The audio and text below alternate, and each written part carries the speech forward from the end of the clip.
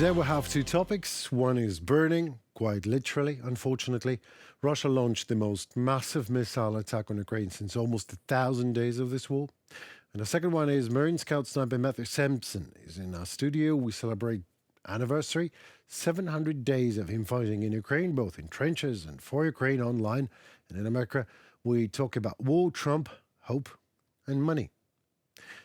Good afternoon. These topics in more detail. My name is Henry Keane, and we are UATV English, bringing you the hard truth in easy terms for the whole free world directly from Ukraine. What values Russia is fighting for in Ukraine is clearly seen in a way how Russians are fighting. Explosions were reported early in November 17th in the capital, Kyiv, as well as other cities across the country, including Odessa and the Black Sea coast and the city of Zaporizhia. Russia's missile attack targeted power infrastructure across Ukraine, forcing the launch of preventive outages. Russia fired over 120 missiles and drones across Ukraine overnight and in the early morning as Moscow targeted the country's energy grid in an effort to disrupt power supply as winter looms.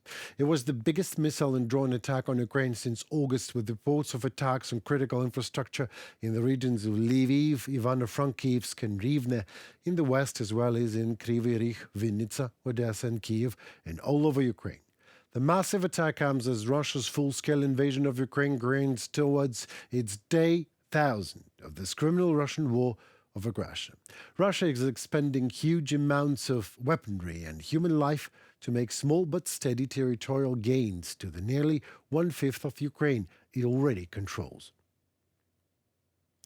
Ukraine, meanwhile, is struggling to minimize losses, maintain morale, and finally convince allies that, with military aid not only promised but actually delivered in time and without absurd restrictions, can turn the tide. U.S. President-elect Donald Trump has said he could quickly end the war without providing any specifics, though how exactly he will do it.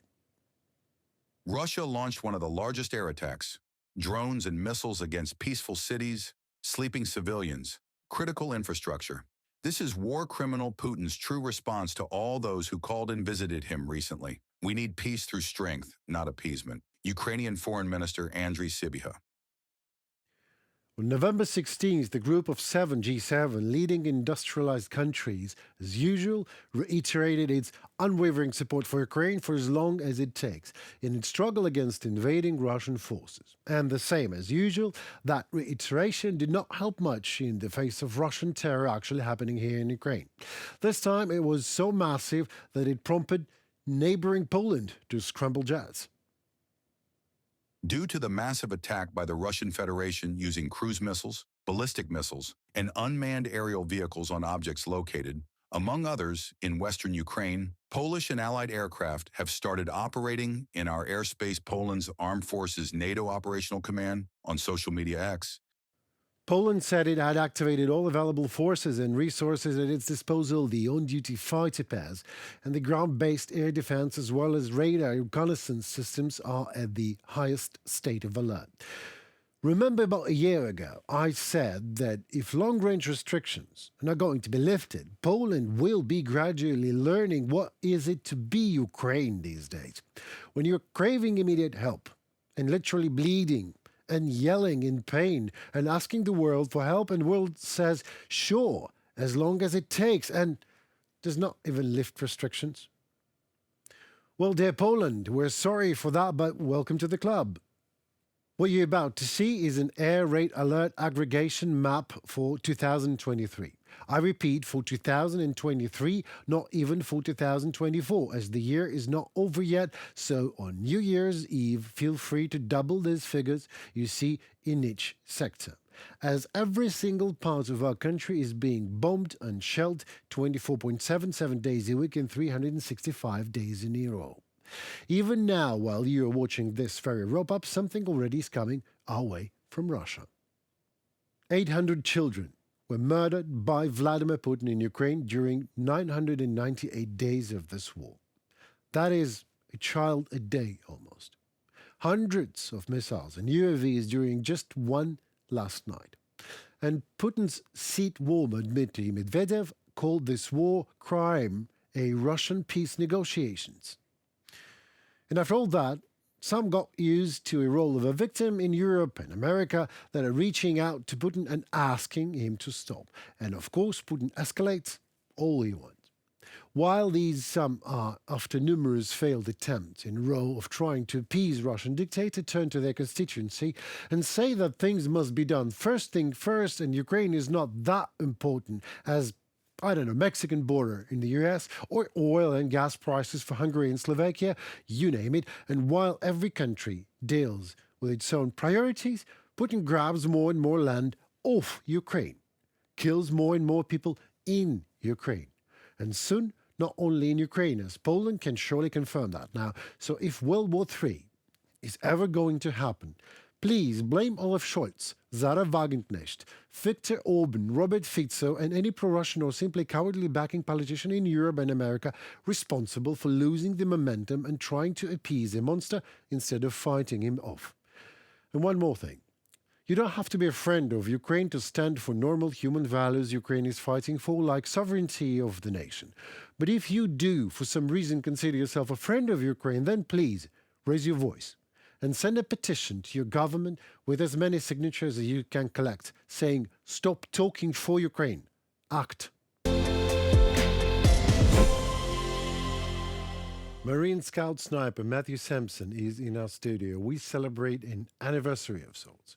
700 days of him actually doing a lot for Ukraine, fighting both in the trenches and in the American government, and that's also dangerous. Today we talk about war, Trump, hope, and money. But first, let me please say a couple of words in regards to my personal interactions when I was talking with others, with my friends and colleagues about the return of Donald Trump. I said, look, people, that's how democracy works. They were so afraid that they didn't seem to understand me. They think democracy is what's all good and all other things are just like stranger things and are bad by default. Well, maybe. But these stranger things also fight for their survival and money and influence and power and you name it. And you have to fight back to defend what's yours. Some I talked to about Trump seem to completely fail to understand that the founding fathers of America wanted for America what initially was and is the constructive creative paradigm behind the United States of what idea exactly these very states are united. It is not over an all good wins and all bad loses paradigm. No, it's about these two entities opposing one another. A constant tense opposition between Democrats and Republicans, that is what ensures that democracy wins either way, as dictatorship doesn't. Someone you don't like can win. Moreover, it's crucial so your political counterpart stands the same chance to win as you do, and they can, and most probably will win, if all you do is yielding ground. And all American Democrats ever did was, recently at least, while saying good things, impotently backing off when facing any opposing force. They yielded to Putin in Ukraine by not lifting long-range weapons restrictions and constantly citing fears of escalation, whatever that means. Well, Putin escalated all he wanted, and now Democrats yielded power to Trump in America by very democratically backing off. And Trump came and took the place. And I want to urge my audience now to answer in the comments below. When exactly you personally grasped the fact Trump is going to win? I'm talking not about hope or emotions. When, for you, it became the fact Donald Trump is back. Please share your thoughts in the comments below. I would much appreciate that. And we're starting the interview. Hello, sir. Hello, sir. Sorry for that. Well, my first question, I know many people that criticize Donald Trump in Ukraine, and some say that it's a disaster. They're very emotional about it and just neglecting the fact. Why exactly this is happening, do you think? Is it not bad for Ukraine and for America? I find that it's actually quite fantastic for Ukraine. That from what I've seen from the evidence, spending time in Ukraine, that Donald Trump has been a pretty good supporter of Ukraine for a very long time. And I think it's easy to argue that Trump did more to support Ukraine than the current Biden-Harris administration did. All right. Well, can you give us an example? That's something that once I got here and started interacting with, who I recently was working for, GUR, which is the military intelligence here in Ukraine, that military commanders instructed me and told me that they're actually physically here receiving weapons under the Trump administration. And that was something that they did not receive anything under the Obama administration, according to them, when the initial invasion happened in 2014, which I found pretty interesting because according to the Budapest Memorandum, we have a requirement to provide security guarantees to the country of Ukraine. So when this happened in 2014, then unfortunately we kind of dropped the ball on that from the perspective that Ukraine sees as far as how the presidential administration handled the situation. But once Donald Trump took office, then weapons showed up, Stingers and Javelins. And that's something that I've heard some people say, that it was actually the Obama administration that approved those weapons and that they just by coincidence happened under the Trump administration. And initially, I think that's a fair comment to make if that's accurate. However, it's in my opinion that it doesn't take multiple years to get some Stingers and some Javelins from U.S. stockpiles into Ukraine. So with the invasion happening in 2014, Donald Trump being elected in 2016 and then taking office in 2017, in my opinion, that's way too long for any administration to take to get weapons physically here. So from just looking at that standpoint, I believe Donald Trump actually should be getting a decent amount of credit that Ukraine is technically sovereign today because they had Western American weapons on 22 February of the invasion. Right. And that's something that is huge because one of the few things I noticed when all this was happening on the news, when I was watching from America, was Stinger missiles all over the place and javelins right, all over the place, just decimating the Russian military. And that's because of stuff that was sitting here for years, not stuff that was, magically showing up under the Biden administration, which did happen, but much later. And look what's going on right now. Mr. Trump is not yet in the office, and NATO and Europe, everyone is getting ready for a big war, which happened almost 3 years ago, and now we're getting ready to it. Well, it's good. Zelensky and Trump are saying sometimes very similar things. But do you believe that Donald Trump actually understands that Ukraine needs to have an upper hand in any negotiations with dictator Putin? I believe so. I believe that with Trump being quite a businessman and that being ultimately what his background is when you go into negotiations as a business person, it's my understanding that it's best to have the best upper hand as you possibly can. And with Trump and Zelensky using so many of the similar words, especially recently and publicly, it seems like they're mostly on the same page. Obviously, I have no idea about their personal conversations between the two of them. And your average individual is never going to know how those conversations are going. But at least publicly, they're saying a lot of the same things. So I find it interesting that if you support one, then by default, you should have some amount of support for the other. If you support Donald Trump, then you should have some amount of support for Zelensky as far as having a goal to actually end the war. And if you support President Zelensky, then by default, you should have some support for Donald Trump. And that's something that I believe both sides, both Republican and Democrat, should really take to heart.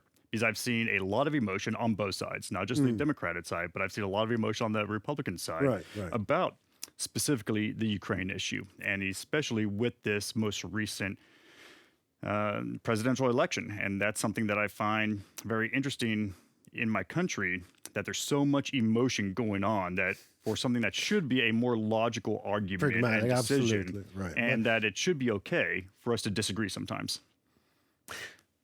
Talking about emotions, I've seen a shockwave, and I've seen people shocked by the Trump's returning to the office. Like there was so much data and so much information, so much evidence about that Trump is going to win gradually, but never collected, never analyzed. And they were shocked, oh my God, what's going on?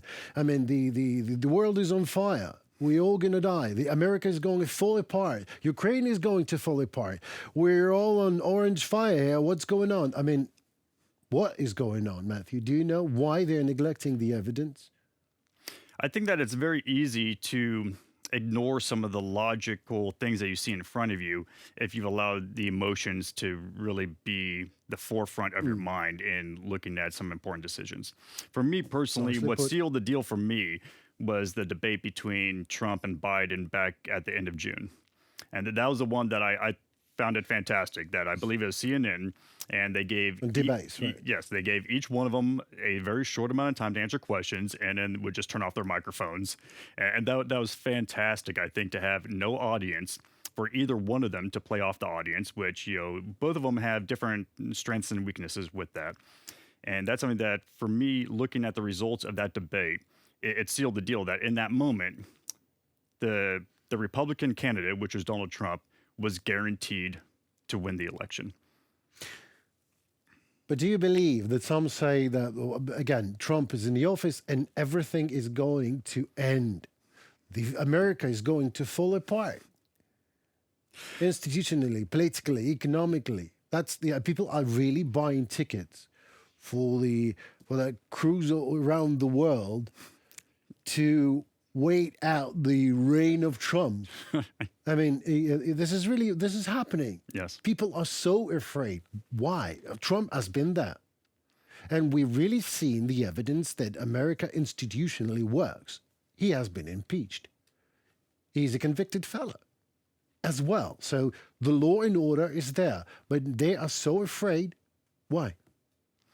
Short answer is the Kremlin is bad at a lot of things. One of the few things that they're actually really good at is propaganda and disinformation. And with America being their primary enemy for decades and decades, basically since the end of World War II, during actually parts of World War II, we were only as friendly with them as we needed to be to handle the war with Nazi Germany and also then Japan, that it's extremely effective. So that is the short answer.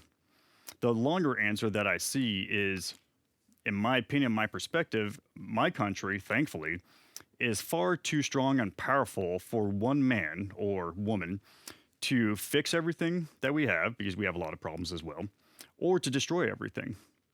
And something else that I've heard people say, that with Trump coming back into office, some people, especially females, are feeling less and less safe now, which makes me question if the law enforcement individuals and the people that wear uniforms in the armed forces of the United States military, does that mean that people like us are less effective at our jobs? Does it? In my opinion, no. And that's something that, for me and for those of us that wear uniforms, both law enforcement and armed forces, both past, present, and future, it's a little insulting that our citizens feel that depending on who's in office will dictate whether or not people like myself and the brothers and sisters that have come before me and will come after me are more or less effective at our jobs. In my opinion, my perspective, we're pretty good at our jobs regardless of whose administration is running the country. So that means that it doesn't really matter in that context if Trump wins, if Harris is in office, Biden, Obama, Bush, Reagan, whoever it is, that individual and their administration, whether it's for 4 years or for 8 years, is incapable of fixing everything, and they're incapable of destroying the country. The country is just too strong for that. And one thing that I love about the country is what you alluded to a little bit earlier, is that we have a two primary party political system. Right. And I think we've seen historically what it looks like when a country and a nation has one primary political system. We've seen that it doesn't really work. We got to see Nazi Germany was one primary political system where you weren't really allowed to have any other political system once they came to power. Same thing with the emperor in Japan, that was something that there was no other option. And one of the things that makes America so fantastic is that we have two very opposing political systems that by design are forced to work together. And sometimes they disagree, and it's fantastic. And I think it's great that they disagree, and they could do it without shooting at each other. And they could do it by really just raising their voices from time to time, and then, spending the time that it takes. And sometimes it takes months and months and months to come to agreement that they feel is best for the American people. Wow. I mean, we would love to have that system maybe also in Ukraine. You believe it's possible? Democrats and Republicans? I don't think so. But there will be a lot of Democrats and will be a lot of Republicans, a lot of parties. But more or less clear with military law enforcement. So that stays in place, regardless.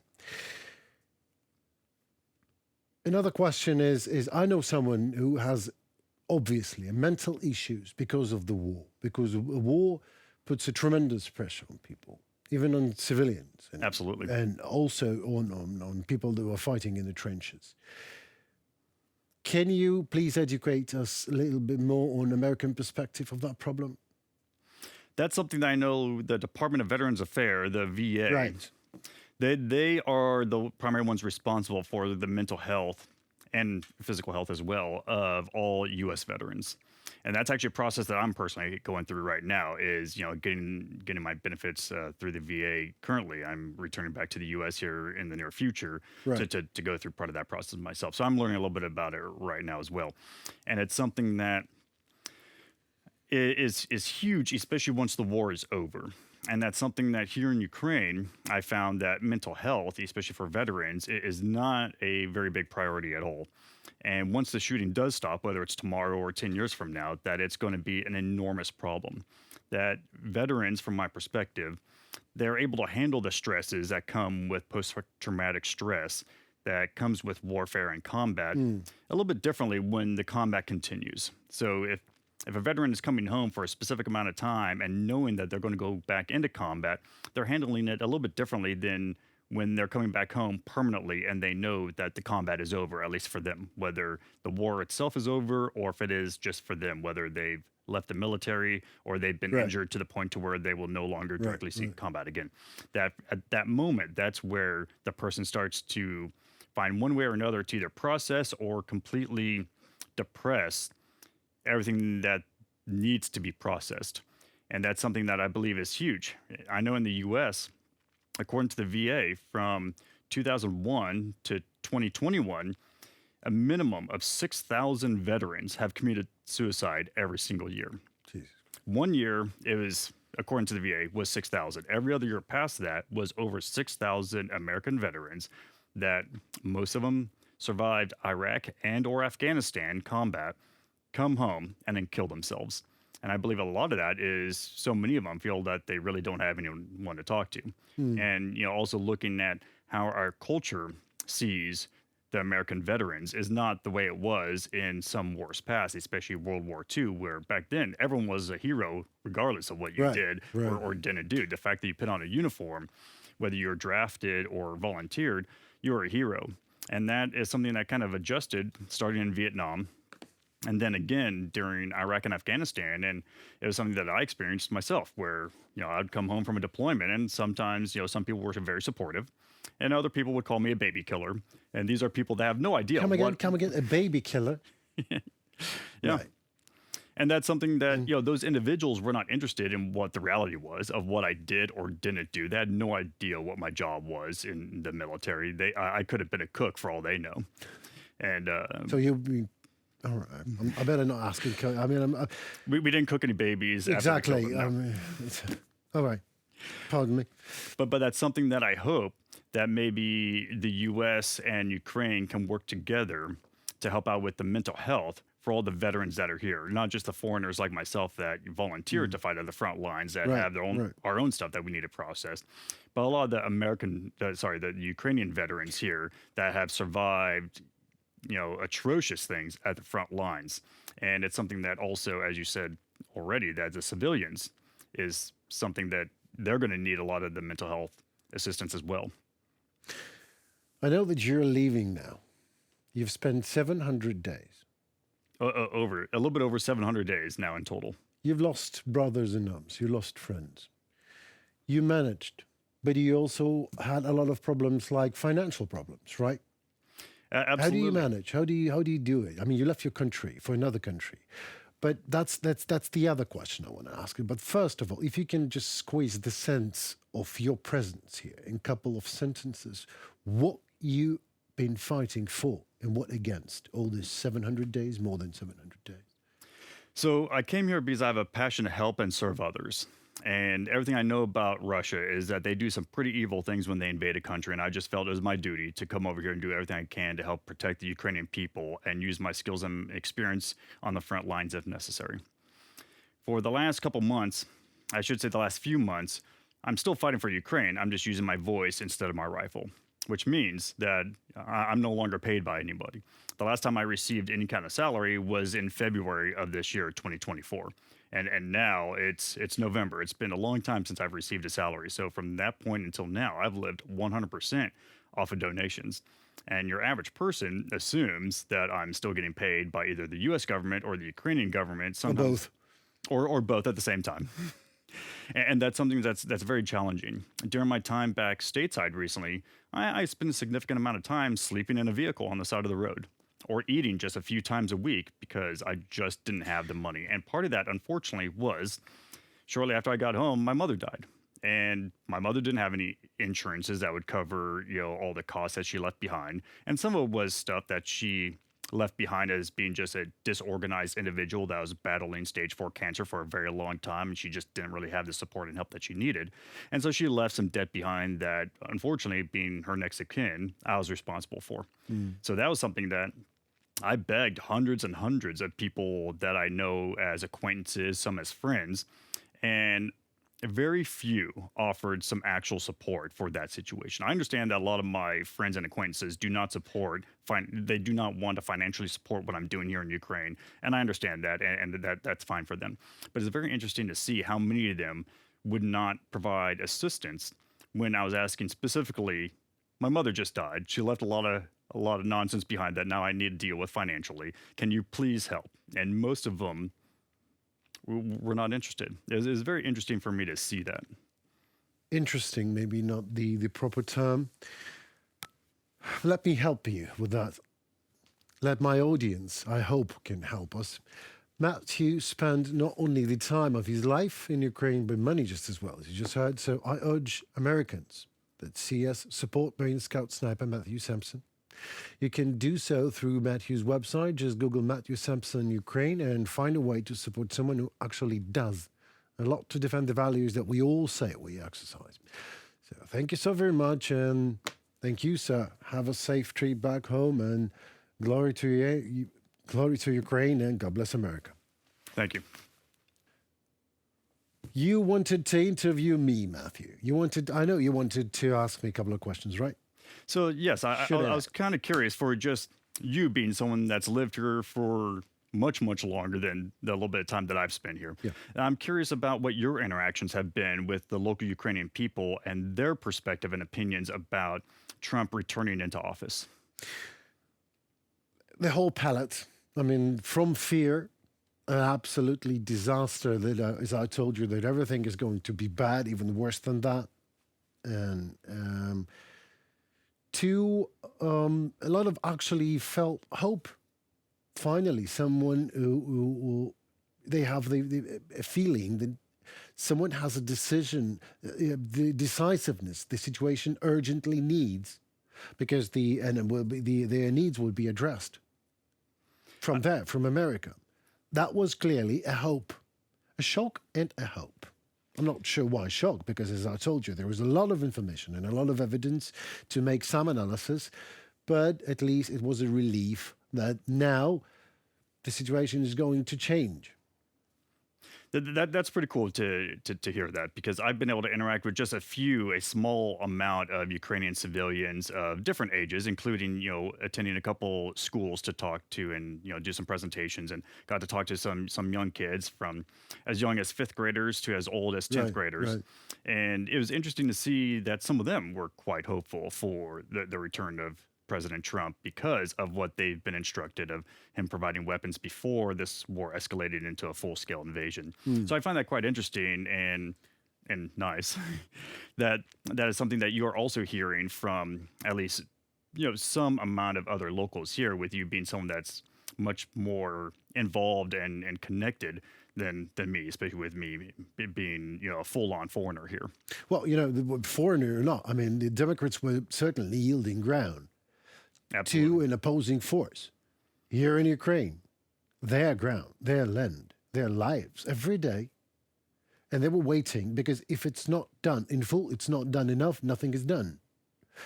I mean, the Democrats done a lot, but not enough. And that kills the whole deal. It doesn't seal the deal. Mm-hmm. Nothing is happening. We're sitting, Ukrainians are sitting on a long-range weaponry that they're not allowed to use to save their own lives. And that, I believe, is an excruciating hypocrisy. It definitely can be. So another thing that I'm a little bit curious about, because I've seen it a lot in the U.S., is the differences between a Republican looking at a Democrat as being someone that's wrong about everything in this, context of this election, and vice versa, of a Democrat looking at a Republican like they're wrong about everything in the context of this election.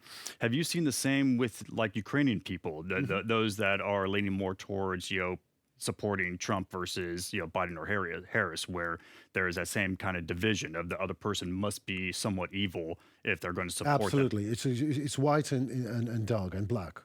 It's like that. That's unfortunate. And for you being someone that's more connected in here, why do you think that is? Well, I think that people live here in a constant danger, and they're trying to, anyway, consciously or subconsciously, trying to find a way out of it right now. So they want to have a decision. They want to see the light in the end of the tunnel, and they sometimes are making this light to shine on them, instead of actually analyzing the facts and trying to... Well, I was recently speaking to Ben Hodges, General Ben Hodges, yes, in this very studio, and asked him that some of my colleagues in Ukrainian media, instead of making Trump more an ally, are actually constantly criticizing him, which doesn't work. It just doesn't. He's already there, and we have to work with him.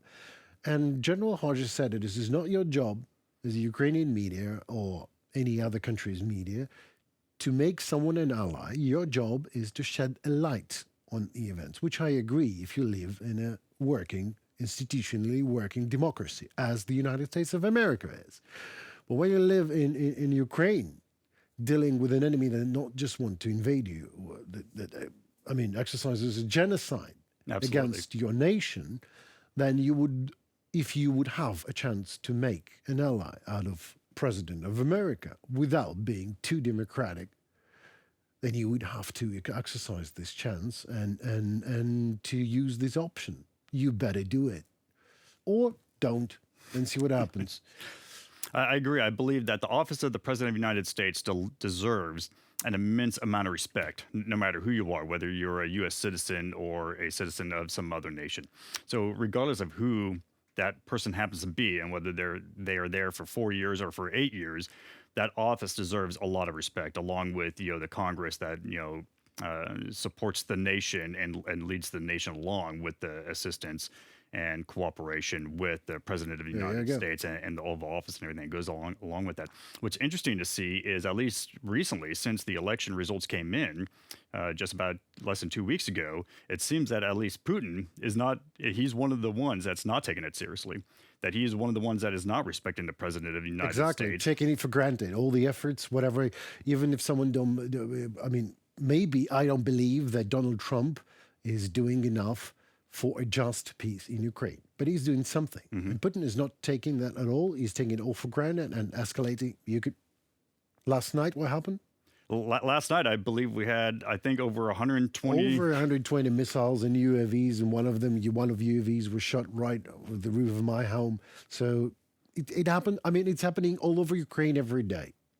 It is, but definitely since the election at the beginning of November, there's definitely been an escalation from Russia that it appears that from our perspective here on the ground, just in the capital area, that Putin is not taking the new president seriously. Or I should say the current president or the incoming and returning president very seriously, as far as whether or not Ukraine deserves to be sovereign. And that's something that I hope that our current administration can make an adjustment with, if they're willing to do so. Absolutely. And that the returning administration will absolutely do come the 20th of January. And another thing that I noticed that kind of want to speak on is, at least in the U.S., I'm seeing a massive amount of the division of, if you are on the Republican side, you have to look at the Democratic side as being evil. And if you're on the Democrat side, you have to look at the Republican side as being evil. And I find that very unfortunate that there's so much of that going on in the U.S. And from my perspective, it's clear that that's exactly what the Kremlin wants. And the Kremlin has been working on this for decades and decades, that when you want to target a nation or a people, you don't really target the top. The top is easy to replace, whether it's a dictator, a president, even congressional people, that's hundreds of people to replace compared to if you target the bottom, which is hundreds of millions, you can't replace hundreds of millions. And that's something that the Kremlin is absolutely known for. One of the examples that I have, and I'm going to share this story humbly, that when I was stateside recently for 6 months, I got to interact with some fantastic individuals. Some, pro-Ukrainian individuals. Some came over as refugees, some that have lived in the United States for many, many years. Some do not have really all that strong connections to Ukraine. They're just extremely pro-Ukrainian on what's going on, but they're, Right. fully American. And, similar to myself, so some of them just don't have relatives here and don't know much about Ukraine other than, this is good versus evil. And it's interesting that when I show up in front of them, dressed the way I am right now, with the stories that I share, as some of the stuff that I've been a part of at the front lines, in that moment, I'm some kind of hero, which is flattering. In my opinion, it's the American politician that's the hero of this whole story. But that's their view of me, and that's how they interact with me. Until we start talking about Republican or Democrat and which way I lean towards and which way I might vote for and which candidate that I more support. And Kills everything. absolutely, that when the conversation gets to them asking and me answering Unbelievable. honestly that I'm a registered Republican Right. and I happen to support the former President Trump for numerous reasons. There was stuff that I saw that he did during his administration previously that I felt was better for America, and stuff that I've learned since being here was very good for Ukraine. So it's who I happen to support, and I just happen to not support the Biden-Harris administration. I have full respect for the administration. It's just not who I want to vote for. That in Which that is your constitutional right. Excuse absolutely. me. Just by the way. And in that moment, I could see it on their face, and sometimes verbal words follow. Yeah. Right. That in that moment, I am now considered, this evil, horrible person, and I notice I lose all and complete respect. Now you're a baby killer. Yes.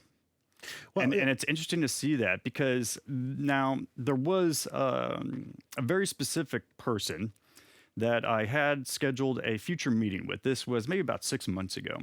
And I was going to meet with this person in the near future. And we started getting on the same topic. And it was obvious that we're kind of on both sides of it.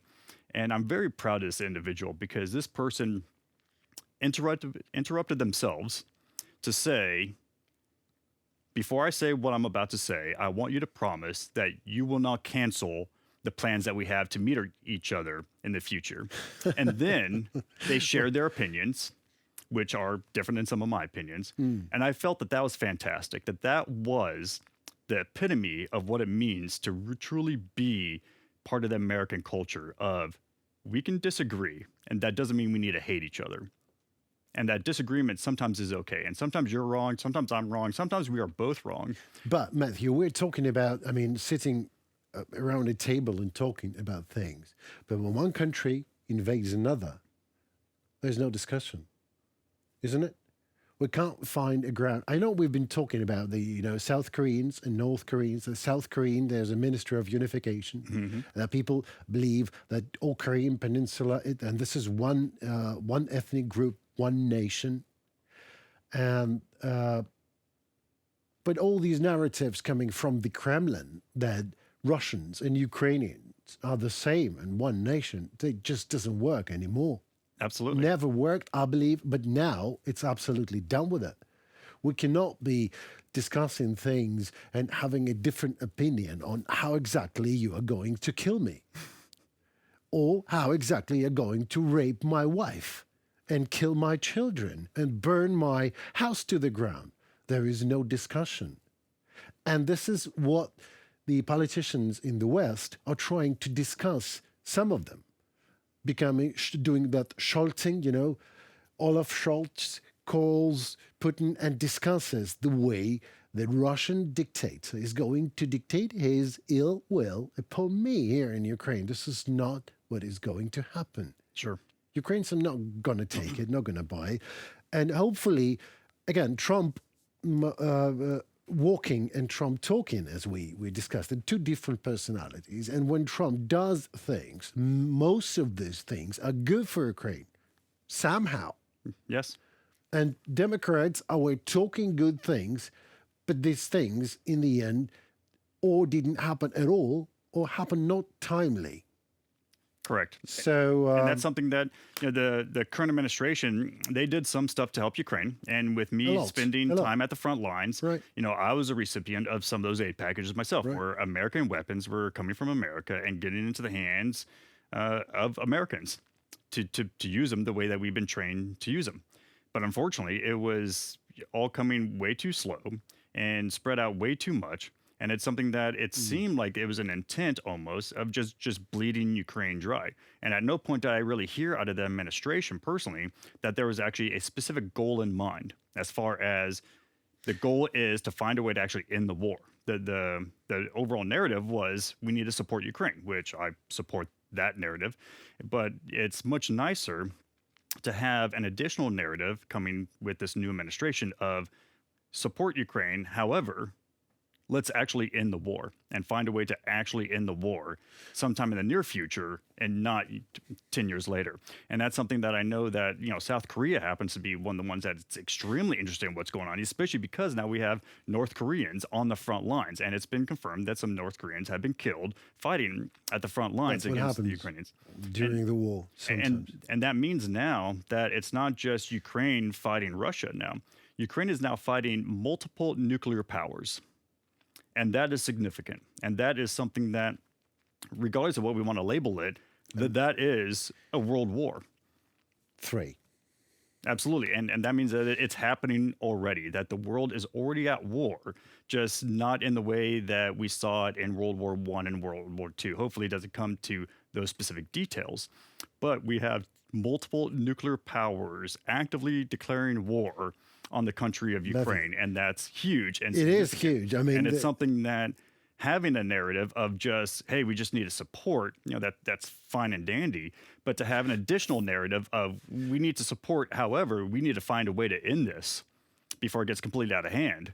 This is so something. Pardon me for interrupting you, but give me a week. And I'm going to spend it with you because there's a lot of topics and a lot of time. We just promise me that you are going to show on this show again. Absolutely. And we're going to discuss things more. But now we have to just stop it for the moment. All right. And this is something that just in closing, that I feel that whether you're Democrat or Republican, that it's your duty, that if you're a voter, especially for the United States, that it's your duty to find a way for us to all work together for a common goal, instead of finding ways to fight against each other.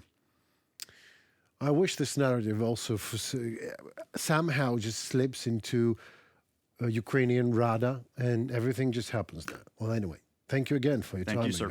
And for what you did for Ukraine. Thank you. For me just as well. Thank you. Goodbye. Goodbye.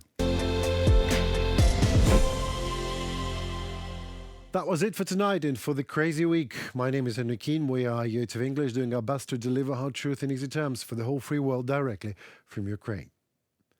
Please like, share and comment. Your voice matters as it helps Ukrainian voice to heard globally. Stay safe and tune for more next week. Goodbye.